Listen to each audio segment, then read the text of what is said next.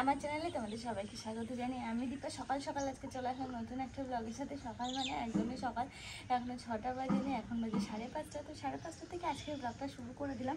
আর এরকম ঘুম থেকে ওঠার পরে দেখছি যে বিড়ালে আমাদের যে খড়ি মানে পা খোঁড়া খোঁড়া করে হাঁটে, ও তো এমনি বিছানায় উঠতে পারে না, মেঝে দিয়ে ঘুরে ঘুরে বেড়ায় সারা ঘর। ওর একটু পটি মতো হয়েছে, বেশ কটা দিন হলো। সারা ঘর ওরকম পটি করে করে করে করে রেখে দিয়েছে। তো সেই সব ঘরেরগুলো সব পরিষ্কার করেছে, কিন্তু এই যে পাপোশের উপরে যেগুলো করে রেখেছে সেগুলো তো আর এমনি যাবে না। তো উপরে নিয়ে চলে আসলাম। আজকে আবার ওয়েদারটা একটু বৃষ্টি বৃষ্টি ওয়েদার, শোকাবে না। ভাবলাম যে এই সাইডে দিয়ে যাবো, এক একটা শুকিয়ে থাকবে রোদ্রে, শুকিয়ে করে সেটাই এখানে থেকে তুলবেটাই রাখছে।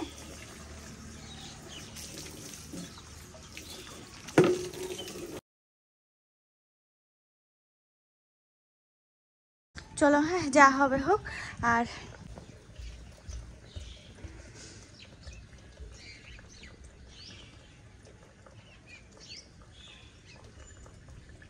দেখো একটু একটু পরেই কি বলতো, একটু পরেই আমি ট্রেন ধরবো। আমার হাতে আর একটুও টাইম নেই, মাত্র 10টা মিনিট টাইম আছে। তার মধ্যে রেডি হয়ে আমাকে বেরোতে হবে।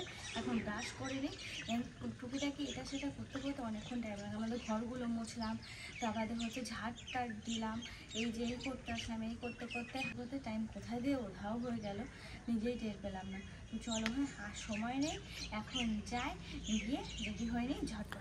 সময়ের মধ্যে সমস্ত কিছু রেডি করে আমি দেখো টোটো ধরে এখন স্টেশনের উদ্দেশ্যে কিন্তু রওনা হয়ে নিয়েছি। আর এ দেখো ছাতাটা আমি আর টাঙাইনি, কারণ বৃষ্টি কিন্তু ঝিরঝির করে পড়া শুরু হয়ে গেছে। মেঘ দেখে আশা করি তোমরা বুঝে গেছো। না, একটু শান্তিপুর যাবো। হ্যাঁ, তোমার এখানে? আচ্ছা আচ্ছা। আজকে আমি ট্রেন ধরছি 6:17 ট্রেন, 2-1 মিনিট মতো লেট। তবে হ্যাঁ, ঠিকঠাক টাইমে আজকে কিন্তু আমি প্ল্যাটফর্মে চলে এসেছি। ট্রেনটাও ঠিকঠাক টাইমে চলে আসলো। বৃষ্টি হচ্ছে, জানি না আজকে যাওয়া আমার আদৌ সফল হবে কি না, মানে যে উদ্দেশ্যে যাচ্ছি সেই উদ্দেশ্য আদৌ সফল হবে কি না। তো দেখো দেখতে দেখতে কিন্তু আমরা অনেকটা পৌঁছেও গেলাম। বাইরের ওয়েদার এত ভালো লাগছে, বৃষ্টি হোক আর যাই হোক।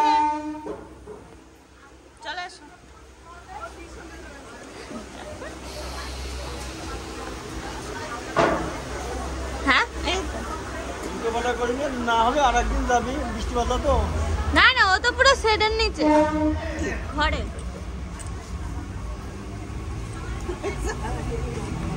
দেখো আরংঘাট থেকে কিন্তু মা উঠে পড়েছিল ট্রেনে, তোমরা দেখলেই। বাবা মাকে দিয়ে গেছে। আর এই দেখো এখন আমরা নামবো রানাঘাট। তবে হ্যাঁ, থাম দেখে আশা করে বুঝে গেছো মা আর আমি কিন্তু একা থাকবো না। ওদিক থেকে মানে পলতা থেকে দিদিও কিন্তু ট্রেনে উঠে গেছে, ও কিন্তু আসছে।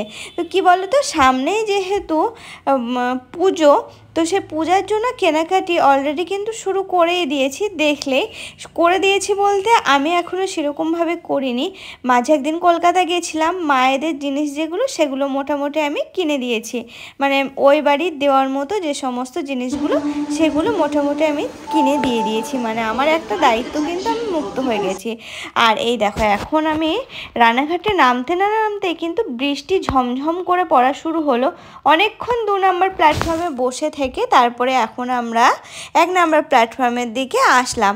আর কেন দেরি করে আসলাম জানো? কারণ দিদি যে ট্রেনটাই ওখান থেকে উঠেছে, আমরা ভাবলাম যে ওই ট্রেনটাতেই আমরা যাব, এক ট্রেনেই যাব, তাহলে আর অন্য কোথাও গিয়ে বসতে হবে না। যেহেতু বৃষ্টিও হচ্ছিল, ওপার থেকে এপারে আসতেও একটা ভেজার ব্যাপার রয়েছে, সেই জন্য আমি আর মা বসেই ছিলাম। দেখো দেখতে দেখতে যখন এই ট্রেনটা ঢুকলো, এত অপূর্ব লাগে না বৃষ্টির মধ্যে ট্রেন। আর ট্রেন তো তোমরা জানোই যে আমার এমনি একটা ফেভারিট জায়গা বা ফেভারিট জিনিস হচ্ছে ট্রেন। আর এই লোকাল ট্রেন যেন একটা অপূর্ব সৌন্দর্য, জানো তো। যারা না উঠেছো তারা জানো না লোকাল ট্রেনের মজা। দেখতে দেখতে আমরা এখন কালীনারায়ণপুর স্টেশনের কাছে চলে এসেছি। এই দেখো এই প্ল্যাটফর্মে আসতে না আসতে কিন্তু আমার অনেক স্মৃতি মনে পড়ে যায়। তোমাদের সঙ্গে আগেও অনেক গল্প করেছি এই ব্যাপার নিয়ে, আজকে নতুন করে আর কিছু করছি না। তো দেখো এই জায়গাটা দেখতে কি অপূর্ব না বলো? আর যদি বাইরে থেকে দেখা যায় তাহলে কতটা সুন্দর লাগবে ভাবো তো। দারুণ লাগে কিন্তু। আর এই পাশের জমিগুলো না অনেকটা নিচু, জানো তো রেল লাইনটা অনেকটা উঁচু।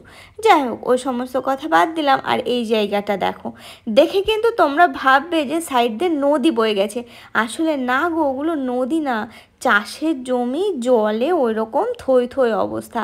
আর দিদি আছে পিছনের কম্পার্টমেন্টে, আমরা কিন্তু আগেরটাতে। দেখো আজকে আমরা আসলাম শান্তিপুর তাঁত হাটের যে হাট, মানে তাঁতের শাড়ির যে হাট, সেখানেই। শুধু তাঁতের না, এখানে নানান টাইপের শাড়ি পাওয়া যায়। তো দেখতে আসলাম। কি বলো তো, বাঙালি কিন্তু খোঁজে কোথায় একটু কমে পাওয়া যায়, কোথায় একটু কমে পাওয়া যায়। সেরকমভাবে খুঁজতে খুঁজতে একটা ভালো দোকান পেয়ে গেলাম জানো তো। আর এখান থেকে দু একটা শাড়িও নিয়ে নেওয়া হলো, অনেক কিছুই নেওয়া হলো। তোমাদের সঙ্গে পারলে আমি বাড়ি গিয়ে শেয়ার করবো সেগুলো। টোটোয় উঠে পড়ি, চল চলো।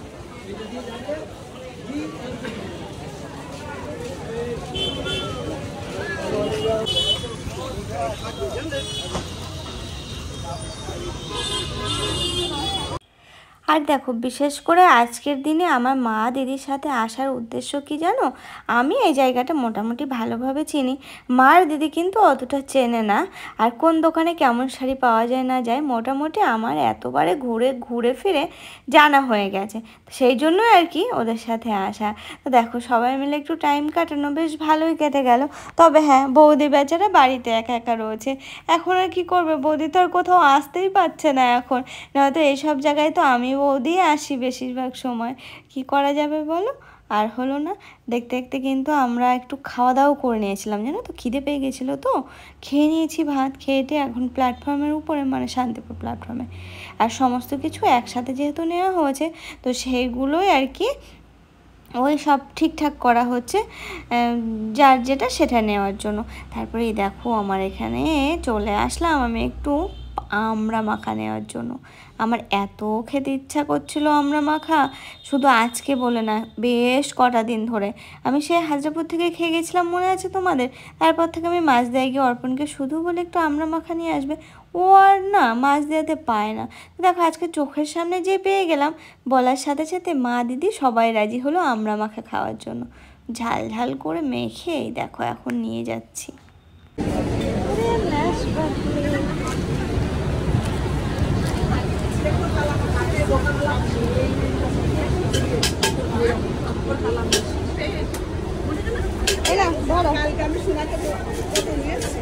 তিনজনে খাবো, লাগবে না? চারটে নিয়েছি। 12তে ছাড়বে ট্রেন। দেখো দেখতে দেখতে কিন্তু আমরা ট্রেনে উঠে, ট্রেনে এখন নামার জায়গায় চলেও আসলাম, মানে রানাঘাট নামবো, দিদি সোজা চলে যাবে। তো তার আগে কটা কথা বলি। শান্তিপুর হাট মানে কিন্তু অনেকে হাট মানে অনেক রকম ভাবে, কিন্তু না গো, সেরকম ব্যাপার না। নানান দোকানে নানান রকম জিনিস থাকে, কোয়ালিটি কোনটাতে ভালো, যারা শাড়ি চেনে মোটামুটি সেই ব্যাপারটা কিন্তু বোঝে। হ্যাঁ, আর এখানে কি বলো তো, নানান টাইপের শাড়ি তো একসাথে দেখা যায়, তো সেই জন্য এখানে চলে আসা।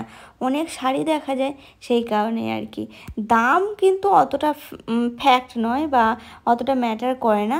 জিনিস যেটা কোয়ালিটি ভালো সেটা আমরা চোখে দেখে নিচ্ছি। আর কোন দোকান থেকে কি কোনটা নিচ্ছি, কোন জিনিসটা নেব না নেব, একসাথে যেহেতু অনেক কিছু পেয়ে যাচ্ছি, তো এক জায়গাতেই মোটামুটি সব কিছু বাজার হয়ে যায়। তারপর দেখতে দেখতে আমাদের হাজরাপুরে অটোতে উঠে পড়েছি।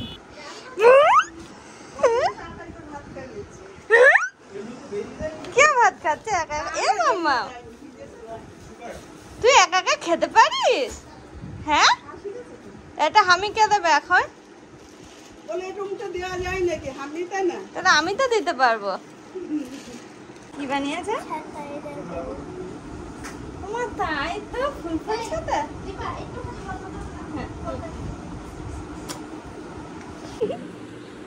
ওমা, এরকম ভাবে ফুটো হলো কি করে? কিছুতে প্রেশার লেগে।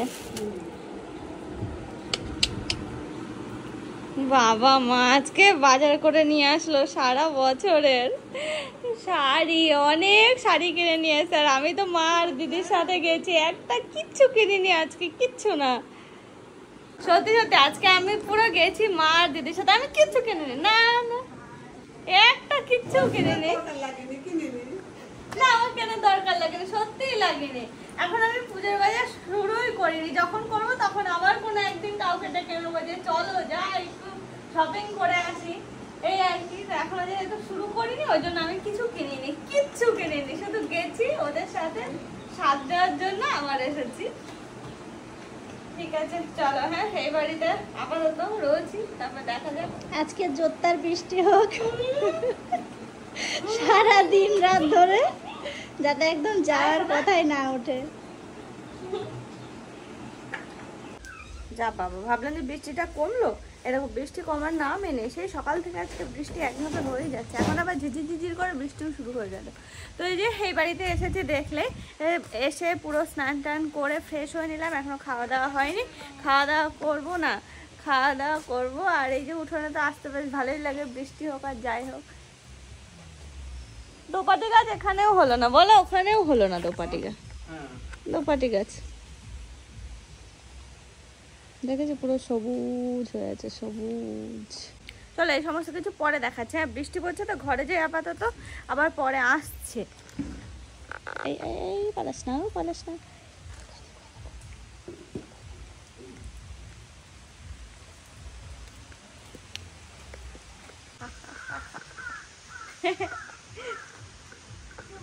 কিছুই না, খাওয়া দাওয়া করবো। তোমাদের সঙ্গে তো বললাম খাওয়া দাওয়া সারি না। জানো আমি এই বাড়িতে কেন আসলাম?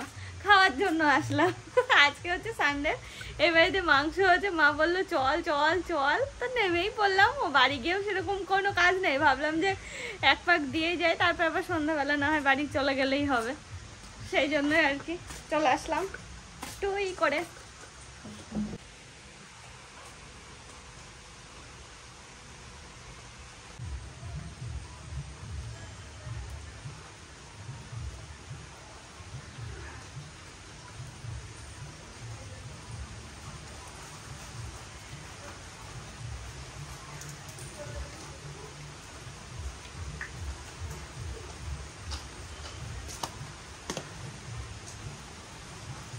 নিয়ে এসে গণেশের দিয়েছিলাম, গোপাল ভাইয়ের হাতে আমি দিয়েছিলাম। ও পাঁচ খাইয়েছে, আচ্ছা আচ্ছা। সোনুর খাওয়ানো হয়ে গেছে, গোপালকে, ওদিকে হচ্ছে গণেশকে পালস নিয়ে এসে খাইয়ে দিয়েছে। আর মায়ে দেখো স্নানটার, আমার তো স্নান হয়ে গেছে বেশ কিছুক্ষণ হলো। মা আর আমি যেহেতু একসাথেই ছিলাম, মা ফুল টুল তুলে বাসন টাসন মেজে এই দেখো স্নান টান করে এখন হচ্ছে পূজা দিতে এসেছে। তো পূজা টুজা দেওয়া হোক, তারপরে আমরা সবাই মিলে একসাথে খাওয়া দাওয়া সারবো। এসেছি মান পাতা বাটা আমি অল্প করে নিলাম, মাছের তেল দিয়ে নানান কিছু ভাজা, মানে আলু পেঁয়াজ এই সমস্ত কিছু সাথে হয়েছে। দেখো ঢেঁড়স ভাজা আছে, ওটা আর আমি নিইনি। আর আছে চিকেন, তো আমি চিকেনটা দিয়ে খাবো। মাছের ঝালও আছে, ওরে বাবা মাছের ঝালও আছে। আর চিকেন খাবো বলে আমি আর কিচ্ছু নিচ্ছি না। এই দেখো কি হয়েছে বলো তো, আমার একটু চিকেন খেতে ইচ্ছা হয়েছে, তো সেই জন্য আমি আর কিছু নিইনি, সব কিছু অল্প অল্প করে নিয়েছি। এবার খেয়ে নেব। মায়ের কে দাদা? হ্যাঁ হ্যাঁ। দেখো খিদে তো বেশ ভালোই পেয়েছে, তো চলো খাওয়া দাওয়াটা সেরে নিই। আজকের ব্লগটা এ পর্যন্ত রাখছি। আর আমি এখন তো হাজরাপুরেই চলে আসলাম। দেখো সেখানে ওখানে যেহেতু সেরকম কাজ নেই বলে এখানে নেমে পড়েছি। চলো আজকের ব্লগটা এ পর্যন্ত রাখছি। সবাই ভালো থেকো, সুস্থ থেকো এবং সাবধানে থেকো। টাটা।